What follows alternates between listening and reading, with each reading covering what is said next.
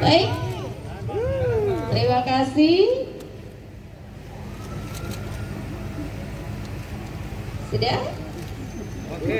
Ya, terima kasih banyak kepada Bapak Bima Arya Sugiarto selaku Wali Kota Bogor. Terima kasih juga kepada Spek dari tiap gadget yang berbeda-beda. Ada yang import BGN ACAX, Wi-Fi 6. Ini kan contoh hasil testingnya nih, yang 173, 204. Ini dari device yang sama, Pak.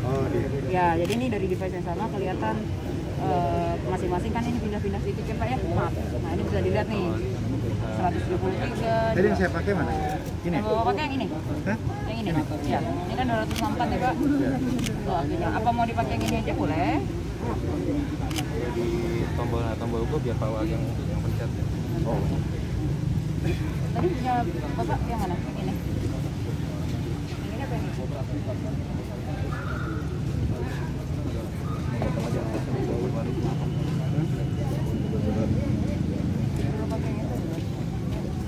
Kang Eko Wardana yang mewakili Ketua DPD Kota Bogor, terima kasih sudah berkenan hadir.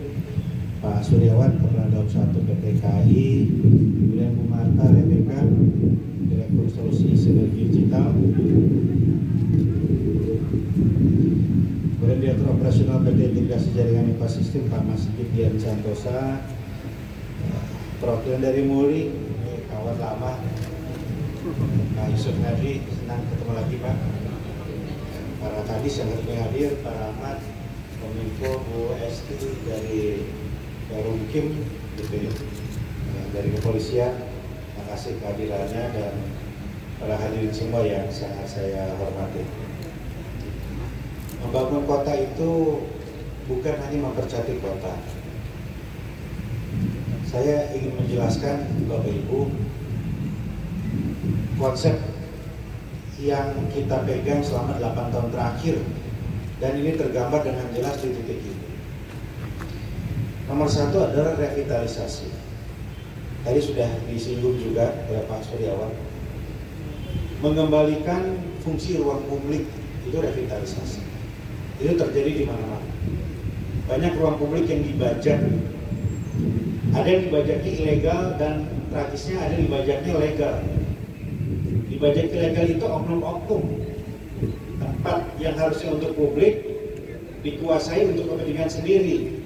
Uangnya tidak masuk ke pemerintah, uangnya masuk ke oknum-oknum. Banyak di mana-mana begitu Pak. Salah satunya yang sekarang sedang kita tata adalah di Sultan. Jalur-jalur itu ya dibajak oleh oknum. Orang nggak bisa lewat situ tadinya, belasan tahun. Kita bersihkan, kita kembalikan publik.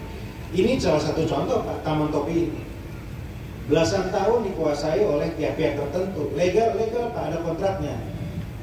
Tapi keuntungannya semprit untuk PAD. Lebih banyak mudaratnya di sini, macetnya, kotornya, prostitusinya dan sebagainya, efek sosialnya di sini. Kita bebaskan, kita kembalikan fungsinya untuk publik. Publik yang memiliki hak. Jadi ruang publik jangan sampai dibajak oleh oknum, baik ilegal maupun legal. Itu namanya revitalisasi. Nomor dua Pak, setelah revitalisasi adalah integrasi. Jadi kawasan itu akan lebih bermanfaat ketika integrated dengan sekelilingnya. Jadi nyambung dengan fungsi-fungsi lainnya. Ini adalah contohnya Pak. Ada alun-alun menjadi ruang publik bersama, olahraga, rekreasi, rapat, dan lain bisa di sini. Tetapi terintegrasi dengan fungsi transportasi PT KAI ini. Gitu. Ada masjid di situ, ada pasar di situ. Ini harus integrated. Jadi tidak berdiri sendiri. Nggak zamannya lagi sekarang berdiri sendiri. Semua harus saling menguatkan. PT KAI harus diuntungkan dengan adanya alun-alun. Saya senang tadi mendengar data-data ya, volume penumpang yang terus bertambah. Masjid juga menjadi pendukung. Masih terus diuntungkan, alun-alun harus diuntungkan juga. Kalau Bapak Ibu mengajak anaknya nggak takut lagi kehilangan waktu sholatnya ribet di mana, karena ada masjid di situ. Dan kegiatan-kegiatan masjid juga sangat diuntungkan ketika terintegrasi dengan alun-alun, gitu, dengan PT KAI. Kedepan integrasinya terus berkembang. Insya Allah tahun ini Pak ya kita bangun Skybridge, gitu ya. Mudah-mudahan tahun ini sama-sama kita kawal pelaksanaannya. Kemudian tahun ini pun kita rapikan terus pedestriannya, dan insya Allah saya akan bicara dengan berbagai pihak untuk melakukan pengembangan di sini tanpa APBD. Nggak semua dengan APBD, tapi tanpa APBD. Saya baru datang belajar dan ngobrol banyak dengan Gusti Kanjeng Ratu di Jogja, bagaimana penataan Malioboro, sangat terinspirasi, parkir ditata, kemudian fasad-fasad juga diatur rapi, sampah dikelola dan sebagainya, dan insya Allah ini akan mengarah ke sana. Dan jangan manja selalu dengan APBD. Ya saya kan paling tidak suka kalau dinas bilang, Pak nggak ada uangnya. Ya APBD jangan jadi pengajal Pak. Hari ini kita ada di sini adalah contohnya. Kita berkolaborasi tanpa APBD. Ada nggak uang Kominfo di sini? Nggak ada. Gitu. Ya, saya berterima kasih dengan kolaborasi yang dilakukan. Karena itu tadi prinsipnya tadi sumber pendanaan kan banyak. Salah satunya adalah dengan CSR tadi yang saya itu. Nah itu yang kedua Pak, integrasi. Yang ketiga adalah akselerasi.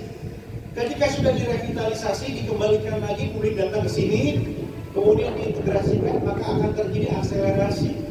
Insya Allah Pak, akan banyak nanti orang-orang yang work from park di sini.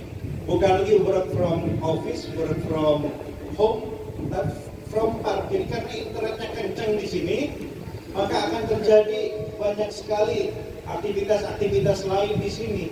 Ya, bisa kerja di sini, bisa koordinasi di sini. Akan terjadi akselerasi Pak. Ketika orang banyak dapat di sini, insya Allah akan hidup di sini.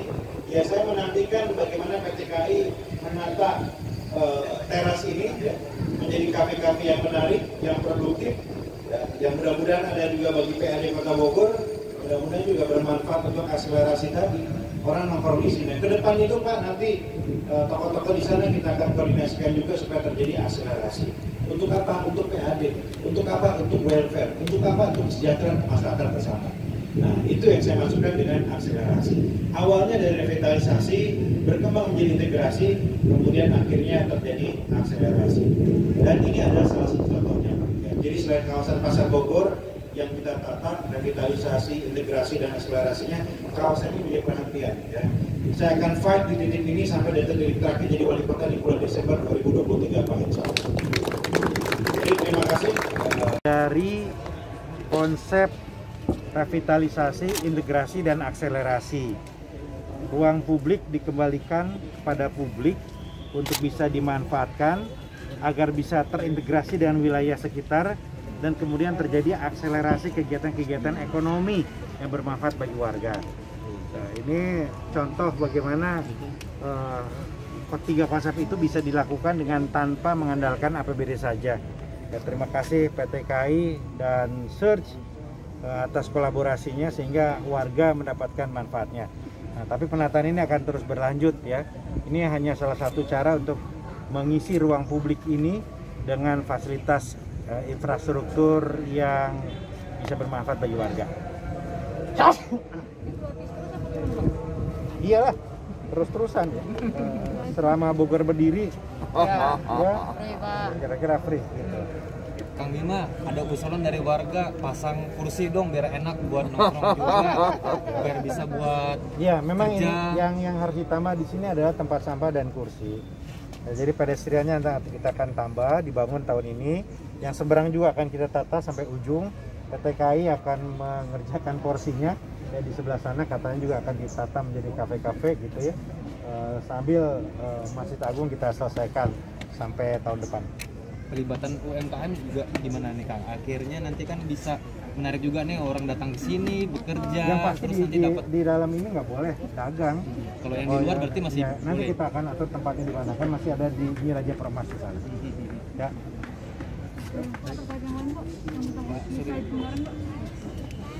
Ini enggak, ini dulu masih ada nggak? Soal ini yang penting. Soal wifi, soal search, soal PT KAI. Sudah ya, sudah persepsi ya. Dua pertanyaan ya. Siap, Ya, sangat mungkin untuk bekerja di luar rumah, luar ruangan.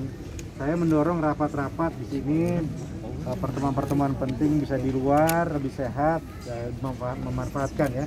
Jadi bukan hanya work from home, work from office, tapi yang lebih sehat adalah work from park gitu. Taman-taman yang kita siapkan untuk menjadi nyaman untuk beraktivitas, bekerja, berkoordinasi. Tempat duduk yang kita tambah juga nanti ya, termasuk ini jangan